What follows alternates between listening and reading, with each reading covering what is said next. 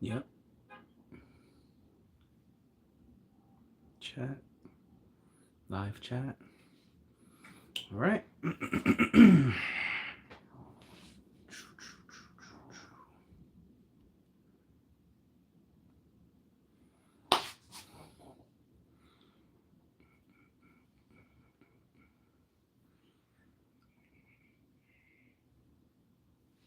Let's give people some time to get in. And hopefully my headphones are connected. We shall see. What's this do? Okay. Filters. Nah, I don't need no filters.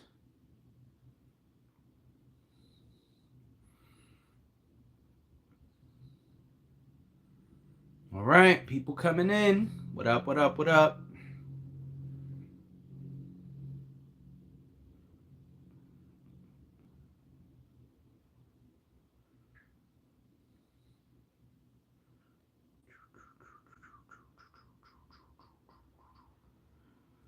All right, all right, all right.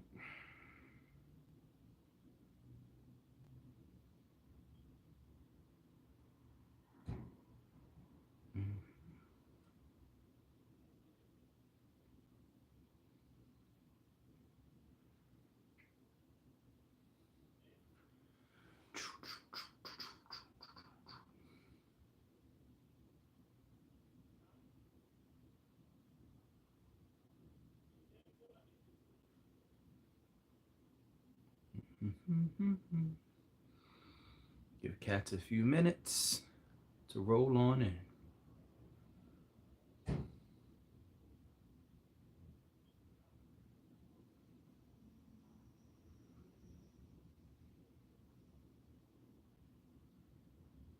How do I share this though? Yo, what up, Chris? My man. That chat comes up quick and disappears right away. Oh, man. What up, player? I'm good, man. I'm good. Thanks for showing up. This is going to be a fun one. I'm good, brother. How are you? You know what I mean? Nigga act like his text don't work. But he popped in the live, so I appreciate you. You know what I mean?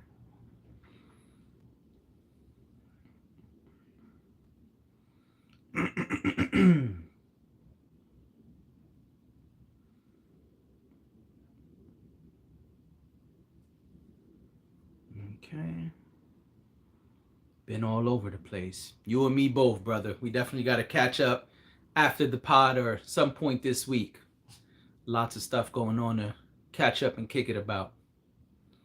That is faux show.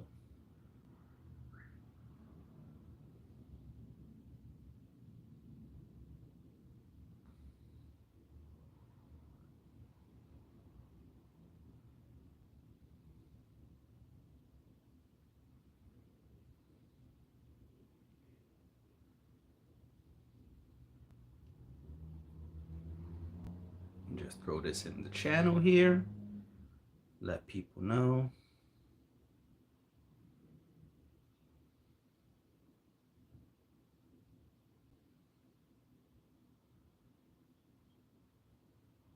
Okay. Word. Yes, yes, yes, yes, yes.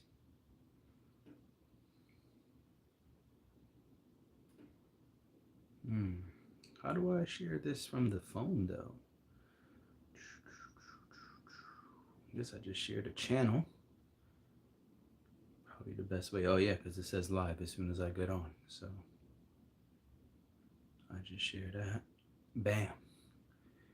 Yo, what up, Dave? Look at that. Dave and Chris here for the live. You know what I'm saying?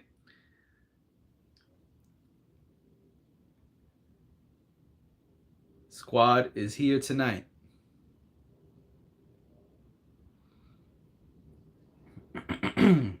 I got some fun topics tonight. I just giving people a few minutes to come on in. Then we're going to get it started. Live tonight. You know what I mean?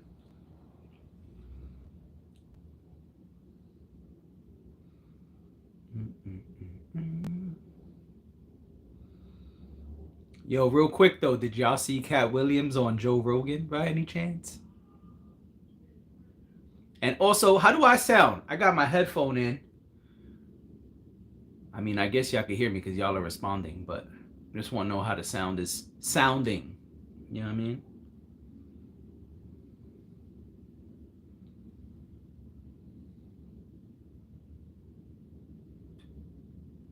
Oh man, we're gonna discuss it.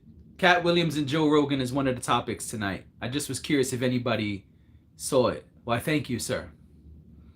Thank you. All right, cool. Everybody's saying I sound all right. Good. Glad the sound is decent.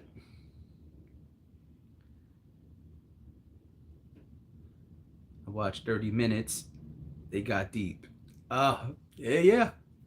We're gonna talk about it. That's one of the topics tonight. Just sending out some messages to let people know I'm live.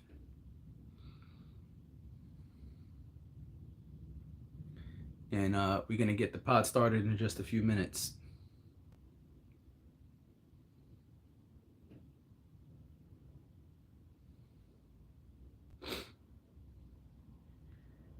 White Chris should be popping in any minute. If he ain't here already, he already hit me and was like, I'll definitely be popping in.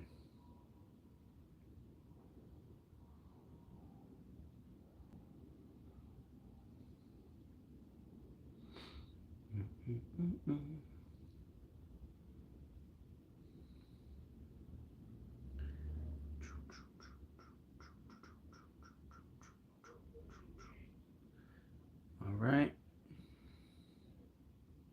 I ain't gonna waste too much time.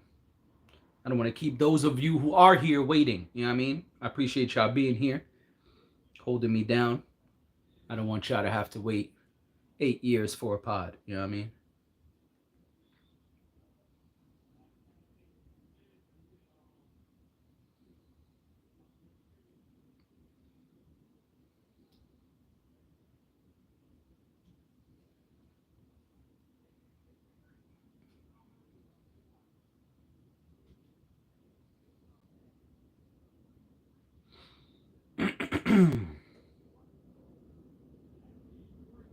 All right.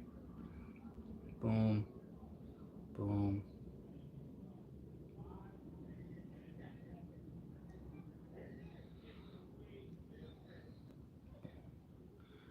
What's going on with y'all though? Those of you who are here, what y'all up to besides watching this? Y'all just getting in from work? Y'all chilling? Y'all off? What's the deal?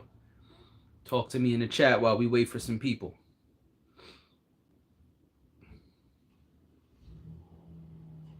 What's it looking like? Y'all feeling this rainy, nasty weather that we got going on?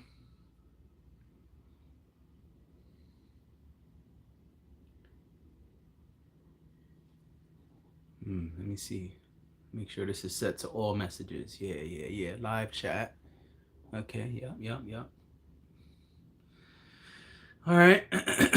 All good. White Chris texted me and said, I'm in here. All right. Thank you, White Chris. Much appreciated. Rain sucks. And there's a lot of it this week, Dave. Lots of rain this week. That is faux show.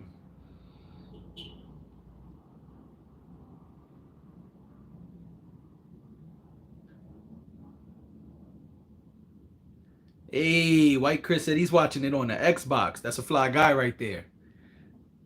My man said on the big screen. You know what I'm saying? Appreciate that. All right. Just give cats like less than one more minute. When we hit the 10-minute mark, we're going to go into these topics and people could, get in as they get in. I don't want to waste too much time because I still got to go to work tonight. So can't be on all night. You know what I mean? At least not tonight anyway. At least not tonight. Let me pull up my topic.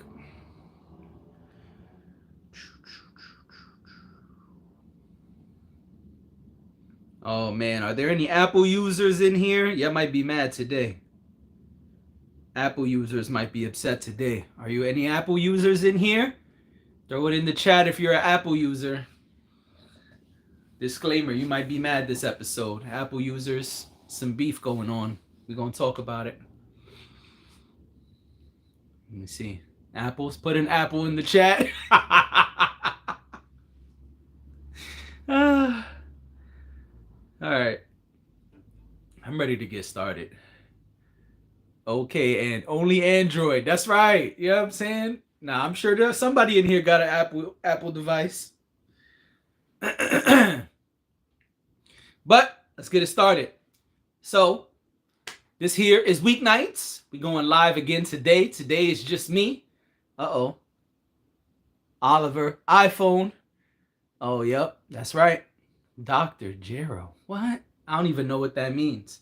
But sorry, Oliver. Thank you for being here, but sorry. You might be a little mad about this next topic. So let's get it started. This is Weeknights. I'm here alone tonight. Dash couldn't make it. She's here in spirit. You know what I'm saying? And it's just me. You guys are my lovely co-hosts tonight. And of course, the ring light, because I got the specs on. So y'all see it all in there. You know what I'm saying? But the specs probably come off later. I don't need to do too much reading today. So we're starting off with that. Dragon Ball Z, the person who created the androids. Ah, that's funny. See, I don't know those references. I'm not hip to that. We need like Nestor in here for that. Or one of y'all, Dave and Chris. That's y'all department. So, you know what time it is. 5 nights a week we in here. And we talking about the latest, the greatest, and the shameless from the entertainment industry. And sometimes the things that just tap in like we are today. So let's start with who am I? Most of y'all know me. I got to lean back a little bit. My camera's close. I am JD, a.k.a. He Who Pods. So let's talk a bit about it right now. So for those who don't know, Apple was hit with nearly a $2 billion lawsuit. Yep. Well, actually a fine, excuse me. Let me not misspeak. That's why we got the specs on so we could read. It says here, Apple hit with nearly $2 billion fine in Europe over music streaming apps. Shame on them for that.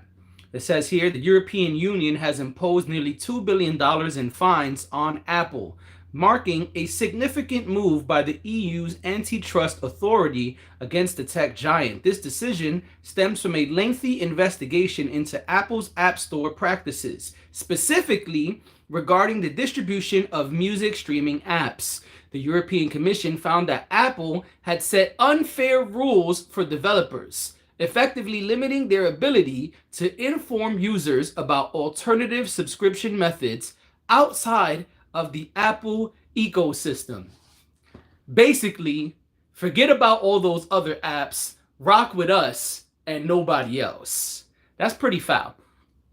Pretty foul of Apple to do that. And I'm glad the European Union is sticking it to Apple again. For those who don't know, the European Union has been smacking Apple around for a while now. They also made them change their devices in the UK, I want to say, because they didn't accept USB-C. And they said, nah, we're not buying just one wire for one device. Everything has USB-C. Y'all need to change y'all shit to USB-C. And so Apple has been having a lot of problems across the pond over there on the European side of things. Europe, UK, all of those nations, they're pretty angry with Apple. They sick of their shit. They're sick and tired of being sick and tired. You know what I'm saying? And so Apple is getting smacked around, and I'm happy about it. I got to be honest. Why are y'all doing that? Why got to make it where only your device takes this one wire? Everything takes USB-C, then play ball, man. Listen, I know that's what Steve Jobs made famous. But Steve Jobs been gone and the game has changed. Sometimes you got to change with the game.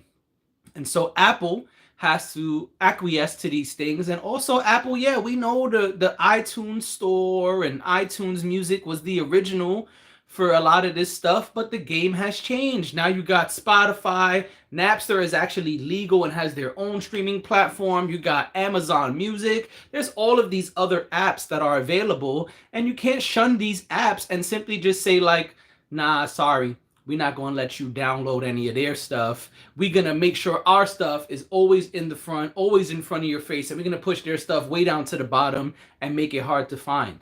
I think that's pretty foul for them to do. And so I'm glad that Apple's getting a little bow. You know what I'm saying? Glad they're getting a little slap on the wrist. $2 billion in fines is actually not a slap on the wrist. That's a hefty fine. But we know Apple's got it. So they'll pay their fine, and who knows what they'll do. But if it probably behooves them to make these changes and stop shunning the other apps, because there are plenty of other music streaming apps available today. And it's just not a nice way to play the game, man. You got to be fair. At least a little, you got to make it a level playing field, 60-40 at least. You know what I'm saying? Can't just be hogging all the glory and all the time and all the charts, just up there by yourself. Just like, yeah, nah, only our shit. Fuck everybody else. No bueno. It's not a good look.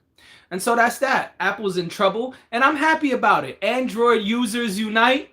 Android users rejoice. A little bit of hateration today. Getting my hate off on Apple because of their bad behavior being called out in Europe. And I mean, this is not the first one, like I said. So let's see what they do. Maybe Apple will start making more changes. So they got to pay less fines because, listen, companies care most about their bottom line. Let's be honest. That's what they care about. And so if their bottom line continues to be affected, then perhaps Apple will continue to, will start making changes and will not just simply continue to fuck around with everybody else. Because it seems like that's what they're doing, both with their consumers and the other people on the Apple developer side of things, the Apple platforms, putting together their Apple apps. And as you can see, Android, we're having absolutely no problems with that currently. So that's it. That's our first topic. Let's move on to topic number 2. Oh, what's going on here? What's that say? Oh, another reminder about the chat. YouTube want to keep reminding me about the chat. I see the chat. Thank you. Nobody's commenting currently, YouTube. Thank you. I appreciate it. Yeah, so let's go to a whole different route. Let's go to a whole different level. Let's go to a whole different playing field.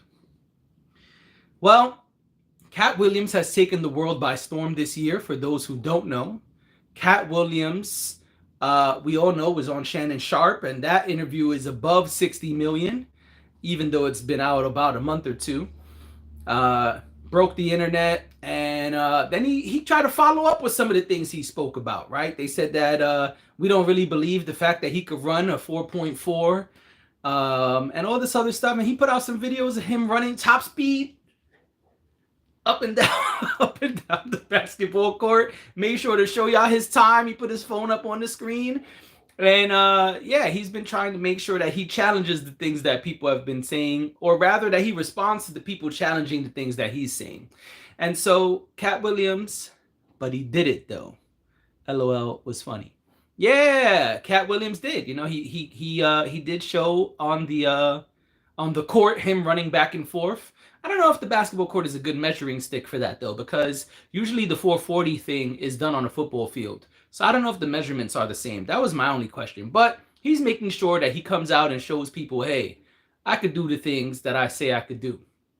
And he called out in that Shannon Sharpe interview that, he never been invited to a platform like Joe Rogan. There are certain places that we're not allowed to go if we stand up for ourselves and do certain things.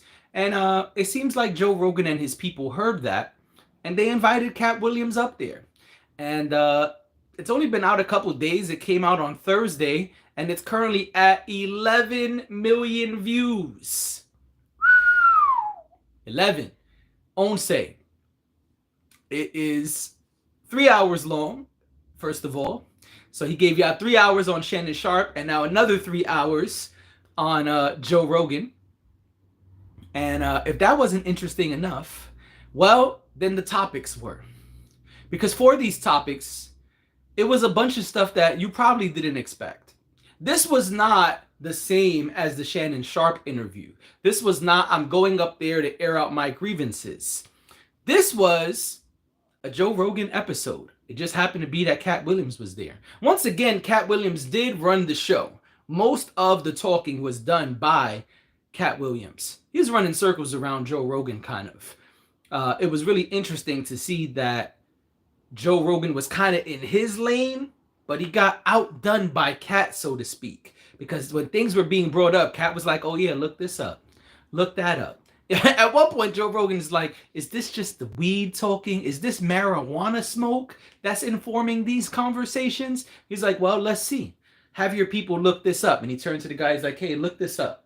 Here, look it up. And the guy looked it up, put it up on the screen, and you could see, oh, yeah, the Dead Sea Scrolls and all of these different things. And it was very interesting to see Katt Williams in this different bag, some of which he did discuss on Shannon Sharpe very lightly. He spoke about his level of intellect.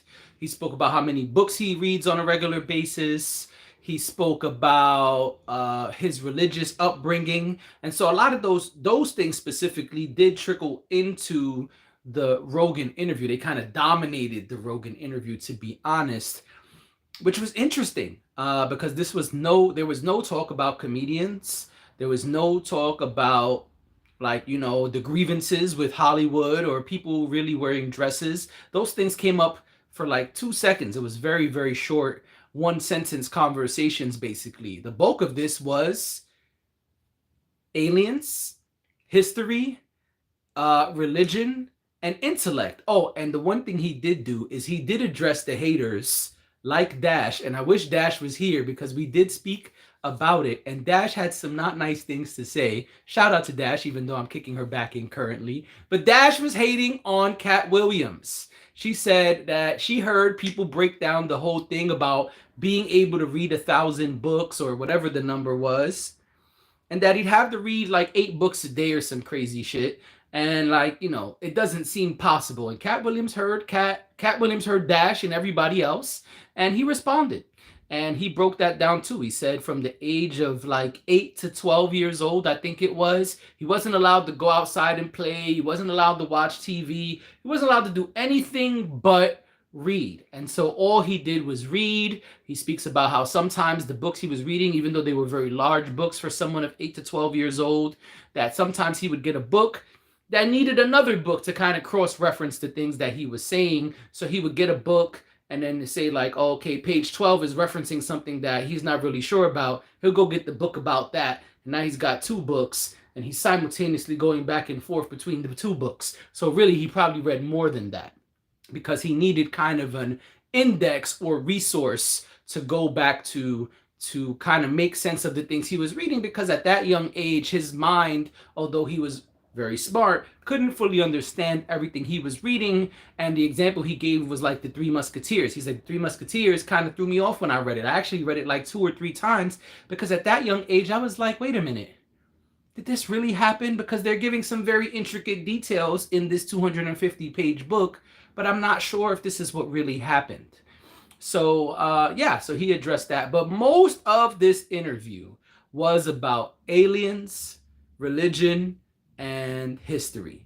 And that was cool for like an hour or hour and a half. But it never stopped. Everything they kept talking about tied back into one of those 3 topics. It either went back to religion, history, or aliens. And it was really interesting seeing that. But I gotta be honest, it did not need to go on for that long. It's 3 hours of that. Just that. Which, if you're a Joe Rogan fan, that's the Joe Rogan default, right? Joe Rogan, that's the type of stuff they talk about up there very often. And so that was not the surprise. The surprise was that Katt was doing that, and Katt was kind of leading the conversations most of the time, which really, I don't know if that was his plan. Some people have begun asking that. People have begun asking, do you think that Katt purposely went up there with the plan to talk about these topics? Or do you think it just was the natural flow of the conversation? And that's a good question. What I can say is Joe Rogan kind of asked a question and it snowballed into many other things that kept leading back to those topics.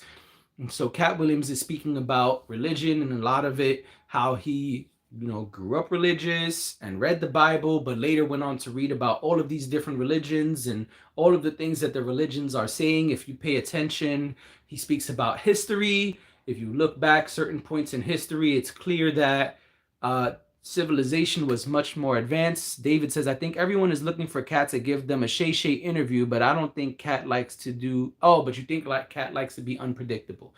Yeah, I think that too. I think that, I think Katt definitely caught everybody off guard both times, right? People didn't know necessarily what he was going to do on Club Shay Shay. And I think people are tuning into this Rogan interview looking for Katt to do the same thing. And he is being unpredictable. And that's true. The question is, and that's what some people are asking is this the plan? Did he plan to go on Rogan and talk about these things? Or was it kind of just the free flow of the conversation? I don't put either one past him. I'm going to be honest. I don't think it's impossible that Katt planned all of this. I don't think it was impossible for him to say, I'm going to go up there and speak about these specific things and purposely not talk about any of that stuff. Also, I think there's a lane where I got it off my chest already. I already spoke about whatever I needed to talk about on Club Shay Shay. It's off my chest. I've said what I had to say. I don't really need to keep talking about it. I think that's also possible.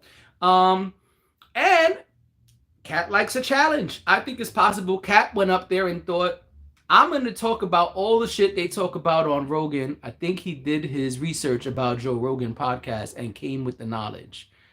Also possible.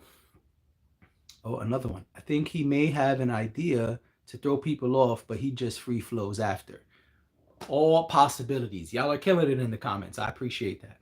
Yeah, I was gonna say I don't put it past him that he came up there and kind of, you know, like y'all are saying, did the research and knows the platform that he was going on and was like, you know what? Not only am I gonna go up there and give the Joe Rogan kind of episode, but I'm gonna try to stump Joe Rogan.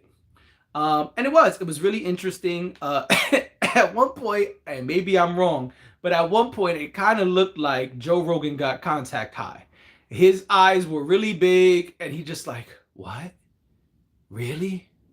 You think so? It was really funny. And so it's an interesting interview. I don't have too many complaints about it. I'm cool with all of that. I'm cool with the alien talk, the religion talk, the historical talk, the intellectual stuff, you know, the quote-unquote conspiracy theory type stuff. I'm cool with all of that. If you know me, you know I enjoy that type of stuff. So it was entertaining for me, but it just went on too long. If they were going to talk about only those things, then maybe cut the interview in half. Because the first half, I was entertained. I was like, man, this is wild. Katt is going off. Yeah, I feel you. A lot of religions are saying the same thing in different ways. Yup, here's this thing, here's that thing. All right, aliens. Yeah, I like all of that. But after an hour and a half,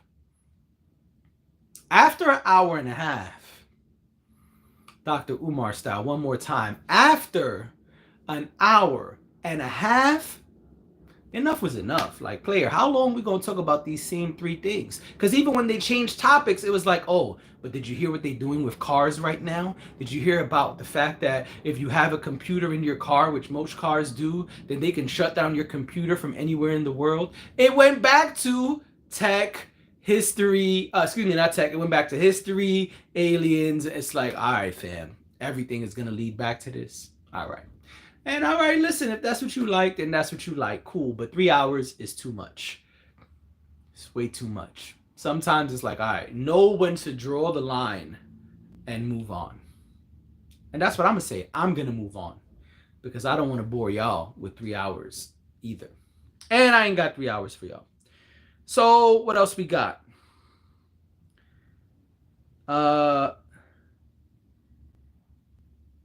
Oh, I got text messages. Can't read those right now. Sorry. Doing a pod. All right, let me see. What else I got for y'all? All right, let's talk a little bit about something I didn't expect either. So everybody knows Usher did the Super Bowl. Usher did a great job at the Super Bowl. Many people are calling it the best Super Bowl halftime show ever. I'm not going to talk about that at the moment, but Usher did do the Super Bowl, and we know that. Since then, he also dropped an album. He dropped an album, I believe, the day before or Friday. I think it was Friday was the album, and Sunday was the Super Bowl. Many people anticipated his album to do big, big numbers because Usher has not dropped an album in like 8 years or something like that. Also, Usher has been doing this Vegas residency. and it's been going extremely well. Sold out. We also know his tour was coming up. He was going to announce tour dates shortly after the Super Bowl. Those dates have been announced. They are selling out in arenas, so much so that he's adding more dates to the big cities like New York because the seats are gone. The show is sold out. And Ludacris recently came out and put on his Instagram that the song Yeah has hit 1 billion streams. That's right, billion with a B. 1 billion streams. All of that is super fly. But what's really interesting to me and weird, and that's why I thought it was worth discussing here, is Usher's new album only sold 91,000 units. And that was not purely physical copies. In the streaming world today, a certain amount of streams equates to an album sale. Even with these hundreds of millions of streams from the new album, plus the physical copies, combined, Usher only sold 91,000 copies of his new album. That is not good. And I'm very surprised to see that. With all of the things that we just said, if you take all of these things and put them together, I wouldn't expect Usher to sell those kind of numbers. I would think at least he sold $150 first week sales. First week sales are usually a big indicator of what's coming next, of how your album is going to do overall. So for Usher to only sell 91,000 copies his first week is a big surprise to me. I don't know how much y'all know about Usher and his past record sales, but Usher is also the number one selling solo male artist in history recently, also after the Super Bowl. The Usher Confessions album went to 14 times platinum. It was already above 10 million. I think it was at 12. It's now at 14 million, and that's the highest ever by a solo male artist. So it's weird to me that this is happening because it's so opposite. How can someone... It's weird to me that someone who is breaking these records and selling out arenas and selling out Vegas residencies also can't sell an album. 91,000 is not good. And I know that people are saying it's partially because he's independent, but he's not independent. Usher's parent label, which is really the label he put together, he signed himself to himself. So we covered this already, but just to recap, Usher has a label by himself, and then that he signed himself to his parent label, which is a label he created with L.A. Reid and what's the other guy? Steve something, whatever. Another industry giant is the point. These three guys have the label that they're running, they own, they are doing, and Usher is signed to that label. So Usher signed himself to himself. And I would think that's not really independent, right? That's not really Usher just on DistroKid putting up music and distributing it to multiple platforms. It's not the real independent that like me or another quote unquote underground artist is doing. Or even like Kanye and his YZY label, he doesn't have a parent label. This is his own thing, and that's part of why he's been in trouble with the distribution stuff and the way he went about it. I don't expect Usher, who's the number one selling artist ever now for men, to be selling 91,000 copies. This is super weird to me. Is this weird to y'all? Because I would not expect that. Usher is a top tier artist. Usher is one of those people who is up there. Every time he drops, people are nervous. People are on the artist side, on the fan side, people are looking for his album. People are waiting to consume his album, to bump the new hits. And he's got a lot of hits. I mean, he's got a lot of hits. I would not expect Usher to sell 91,000. What I think is, I think this gives us a clear picture of music as a whole today. I think Usher selling 91,000 gives us a very big look into the current state of the music industry. I think it shows that there is a lot less money in music today, that artists are selling overall less than ever before today. And maybe that's because that's not really their focus. They're focused on other things like their brand deals and their business ventures. Maybe that's why. Oh, we got a comment here. I think that he should have had a better side rollout Everyone only cared about Super Bowl, not just Usher. That's a good point. I think it was a smart move for him to tie the album release to the Super Bowl. I said when I heard the announcement that I probably would have did it the week after, because we all know that after a big performance like that, streams are going to go through the roof. Probably better to say the next day, Monday or Tuesday, or even the following Friday, hey, if you loved my album if you loved my performance so much, make sure to check out my new album. There was a lot of promotion for the Super Bowl. I even asked up here on this podcast before, me and Dash spoke about, why is Apple promoting this Super Bowl so much? We've never seen Apple promote any Super Bowl this much before. And perhaps that's a good point. Maybe Apple doing all of that promotion made Usher feel like I don't really gotta let him know I got a new album. Maybe I could just slide it out and it'll do numbers. He even since has released the deluxe with 2 new songs. They're random songs. I don't know why he did that. There were some great songs he released during the pandemic, Glue and Bad Habits, and neither of those were out. He could have did the release along with the Super Bowl. He should have tapped in with the Taylor Swift wave. He misused the great chance. He missed the great chance. Yeah, I don't know. I don't think Usher and Taylor Swift rolled together like that, but I feel you. Anyway, I just think that this tells us a lot about the current state of music. Artists are truly struggling, and that also includes Usher. And I think it shows you that building up your brand is one thing and selling music is another, because the brand of Usher is doing exceptional right now. But the music of Usher, maybe not so much. Because even that billion streams, it's not affecting his current album. This is all old album stuff. So it's not a good look for his quote unquote independent release. It's not a good look for the things he's currently doing. But on the flip side, maybe he doesn't care. Maybe Usher doesn't care because he's selling out Vegas residencies and did the Super Bowl and his tour is sold out and he's going to sell merch everywhere. Maybe that's enough for Usher. I don't know. But I think it's interesting nonetheless, and I thought it was worth talking about, being that I do music, being that I am an Usher fan, and, that's the kind of stuff we talk about up here. Yeah, so that's that. Let's take a swig of water, and then we hit this next topic. What's Dave saying? Yeah, I think people get music for free, so instead of buying an album, they probably try to find free on YouTube. Well, see, now I got to pause my water. I think that what happens is music is not necessarily free, but it is valued way less than before, right? The time of going to buy a $10 album, a $15 album is no longer. Even with the resurgence of vinyl is super popular. People are still not buying vinyl in the numbers that we once went out to the store and bought music at J&R Music World or Virgin Megastore, or whatever store you used to go to if you old like me. You know what I'm saying?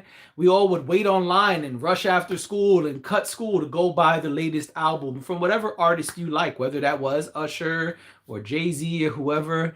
I miss those days downtown Brooklyn, Beach Street. Exactly. You know what I'm saying? Old people shit. We used to go buy physical copies, wait in line. You be talking to the person behind you.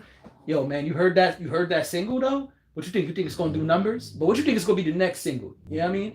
And so there was all type of stuff like that where that's what you would do. You know what I'm saying? You would go maybe cut school or maybe go directly after school in hopes to be one of the first people to get that brand new piece of the physical copy. Today, that doesn't really exist. In fact, another thing we covered here before is Best Buy is taking out all physical media from their stores. It's over. And Best Buy is also starting to close stores, which Dash called out, and she was right. Shout out to Dash again. So listen, it's a different time, and I think that because they know how bad music does and how little streams pay artists, then I don't want to say I think they know. I don't want to speak for all artists, so let me scratch that. But I think it shows you the landscape of music today and how hard it is for anybody to sell albums, because Usher is a top tier artist. I mean, today people may not think of him in the likes of a Beyonce. for example, or a Drake, but he's still up there. Like Usher is still a top tier dude. Yeah, the new album was a topic at the lunch table or at work. I think people run through music fast unless it's a TikTok. Couldn't see the rest of it. Sorry. These chat things disappear too quickly. If you don't mind, put the last sentence again. Whatever you said after TikTok, because it disappeared. The chat doesn't allow me to see it for very long. So, um, yeah, it was a big deal.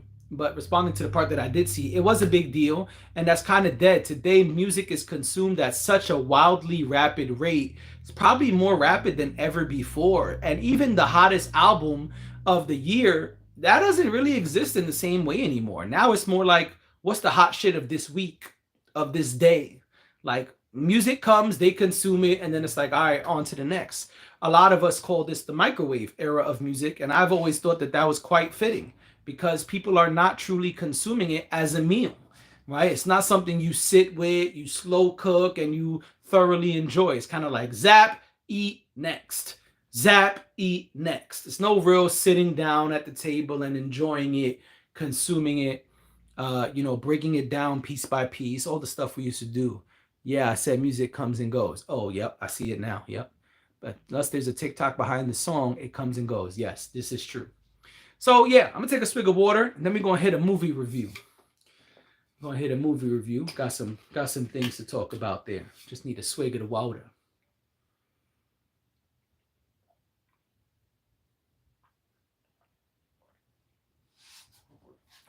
All right. This is why it's helpful to have a co-host too.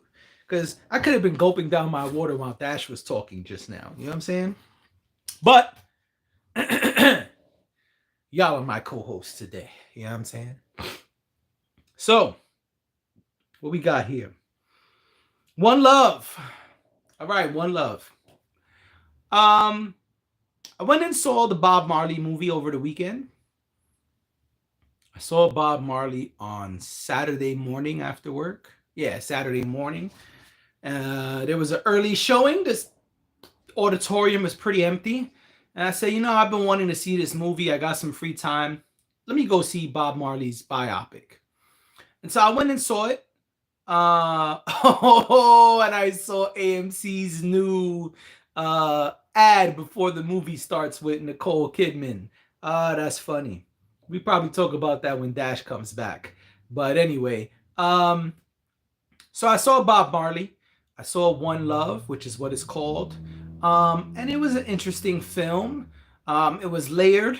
It was good. It was deep. It mostly focuses on a 2-year period, 76 to 78, if I remember correctly. Excuse me. And I see why they did that. It's a pivotal point in his life, a pivotal point in his music. It is what leads him to create the album Exodus.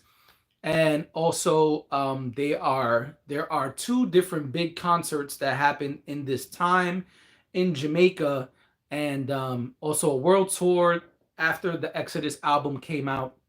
So it's a pivotal time in Bob Marley's career and in his life. And so that was cool. They also speak about how he was diagnosed with skin cancer at during that time frame. I believe it was in 77. He was diagnosed with skin cancer.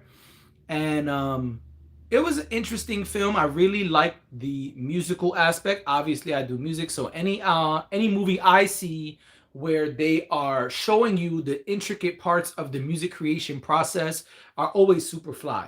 I like when I saw that in Bohemian Rhapsody, in the Whitney Houston joint.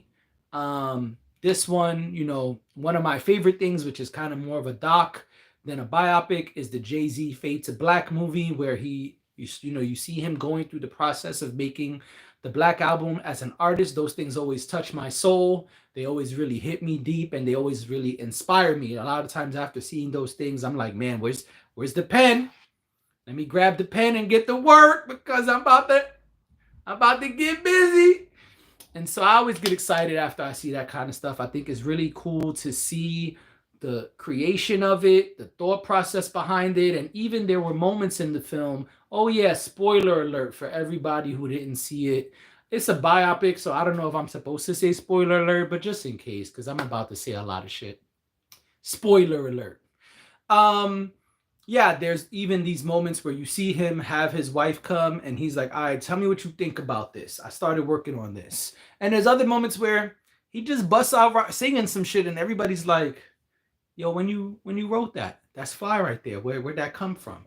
And so you see all these really cool moments of like inspiration. You also get to see the self-doubt of like, I don't know if this is good enough. I kind of need to bounce this off of another person, but it got to be a person I trust, right?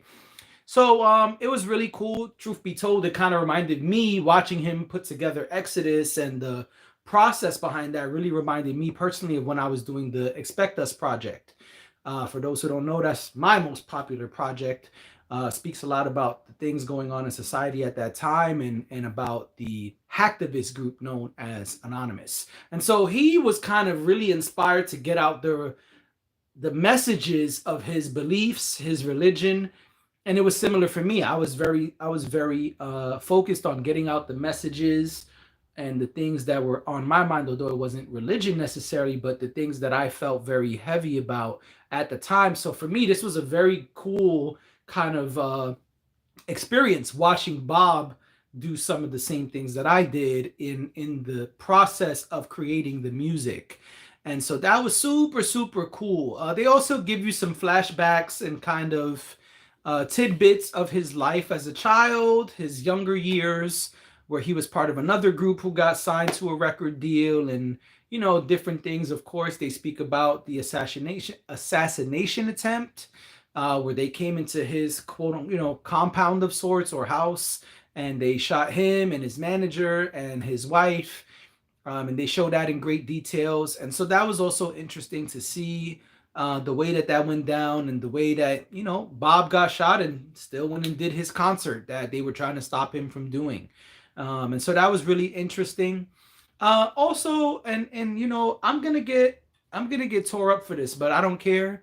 One thing that was hard for me to watch, because this is a movie review, so I got to be honest. One thing that was hard for me to watch was to watch the actor Kingsley Benadir, or something like that is his name. Forgive me if I'm saying it wrong.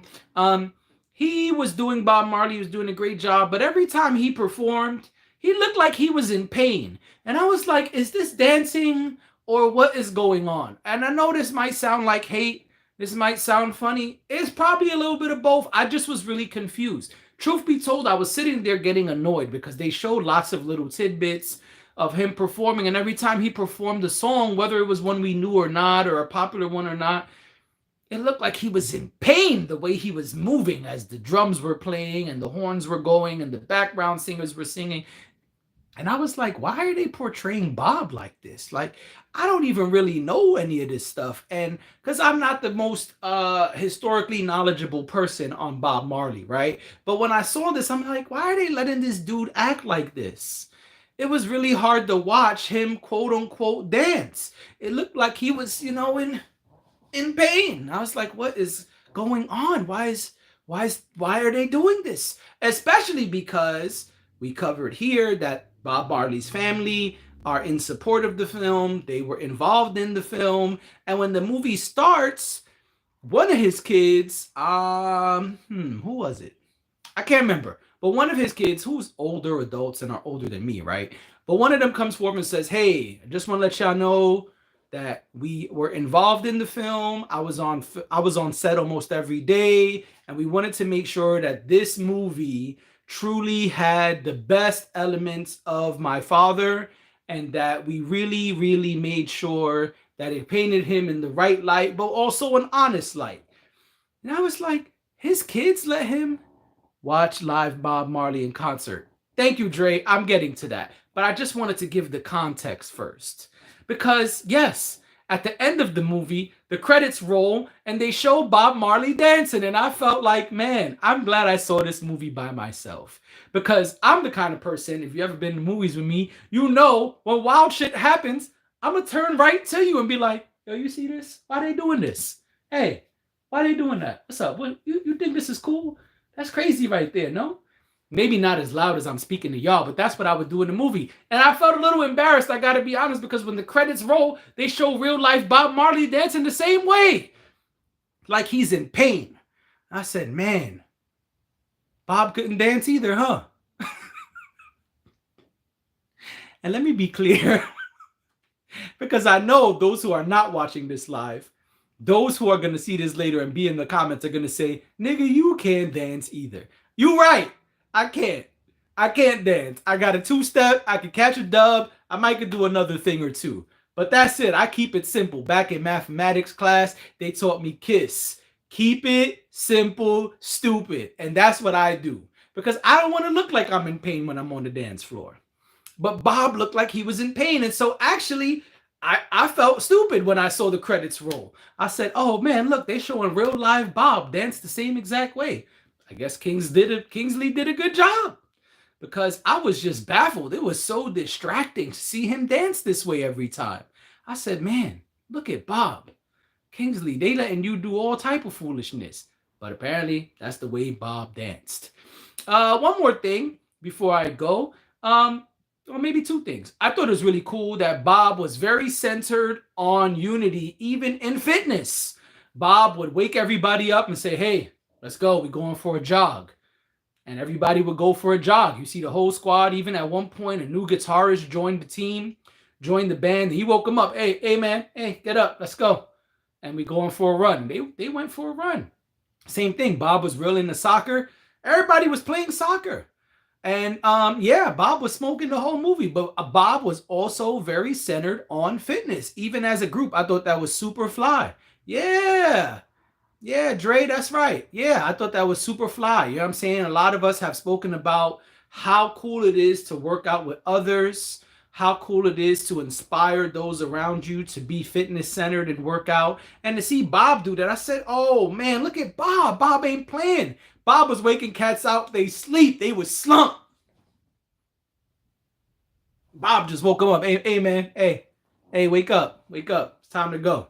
They was out there doing it, running miles together. Everybody just. I thought that was super fly. That was super fly to me. I also enjoyed the realism of the exchange between him and his wife about the cheating, about the other children. Seeing how long they were together and all the things that they were, they had gone through. That was really cool, even in the, dark times for them. And man, Bob had a solid woman with him, and Miss Lynch was looking good in the movie, by the way. Man, she was looking good. Gotta say that too. And so I've said a lot of good things. Now I gotta say something bad. I don't think this should have been called a biopic. Maybe it should have been called like a timepiece or something. I don't know what to call it. But 2 years of your life is not a biopic. I don't think so. A biopic is supposed to cover most of somebody's life. This movie largely covered 2 years. And although I enjoyed the movie and would watch it again, I just feel like it was pitched as the Bob Marley biopic. And it was not a biopic. This was 2 years of his life. The little flashbacks and tidbits were cool, but that's not how biopics usually go. And so I was a little confused about that. I'm not saying we had to cover from the moment he was born to the moment he passed away, but this was 2 years. He was 30. I mean, he died at 36, which I also didn't know. That's super young. But why we only got 2 years out of 36? There's a lot of ground to cover here. There's a lot of things that y'all skipped or kind of just grazed over. I didn't like that. That is one takeaway that I was not really happy about, which was that this was a 2-year movie. That's not a biopic. Call it something else. I don't know. But a biopic generally covers most of a person's life, not 2 years. And so perhaps I'm harping. Cool, I'll take it. Maybe I'm a hater. Cool, I'll take it. But this for me was really disappointing. That we just got these like little flashbacks and that was it. We didn't get a lot of his life in this movie. Those 2 years we got a lot of details, right? But then it's like, yeah, but what happened to everything else? Like, I don't understand. So that's my criticism for the film. Even though I thoroughly enjoyed it, even though I could relate to it a lot, I think they should have covered more ground. And I get that the movie was short; it was less than 2 hours. But for once, I would have enjoyed more film Key is crying laughing. Yeah, I would have enjoyed more. I would have enjoyed the film more. I can't with you. Yo, I'm keeping it a buck, Kia. That's all I got. Truth and sarcasm. Um, I would have enjoyed it more if we actually got a whole film. Like normally I complain that movies are too long and they drag. I would have enjoyed more film if we got more of Bob Marley. You know, all of that shit I said was cool, but this ain't a biopic, player. A biopic covers most of a person's life, not 2 years out of 36. That's not enough. Sorry. I gotta be a little honest here. I think that a splash more, 36 years is not a short amount of time. Y'all could have covered a lot more ground than just 2 years. And so I gotta be honest, I didn't dig that too much. And so that's it. That's my Bob Marley One Love biopic review. All right. That's it for me. I'm sweating. It's hot. It's almost the hour in. And I'm not used to doing this long by myself. So once again, thank y'all for being here. I appreciate all of you. Shout out to Dash. She will be back tomorrow. The pod has not broken up. And everything is good. She just couldn't be here today. And I didn't want to not do a pod because we skipped a pod the other day to go see the Origin movie.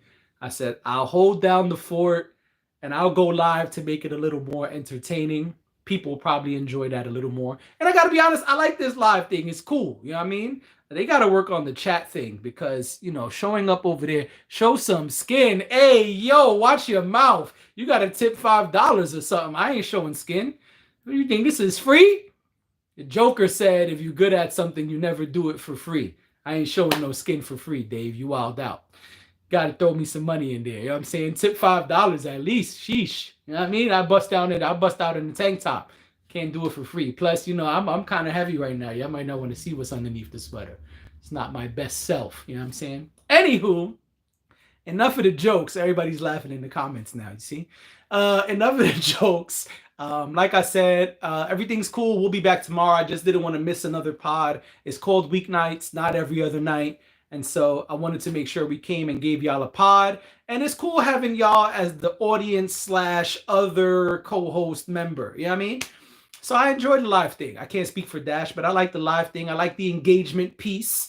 Makes it kind of fun. I just haven't really figured out how to promote it just yet. Not really. I'm just texting cats, yo, I'm going live at this time. Hey, I'm live now. I'm not really so great with promotion. So maybe y'all could help me figure that out off pod. Something me and Dash also need to discuss. Because I like the live thing. I feel like the live thing is fun. I like engaging. And it's different. And different is cool. But that's it for me. We'll be back tomorrow at the usual time with the usual co-hosts. Thank y'all again. I will see y'all another time. Peace out.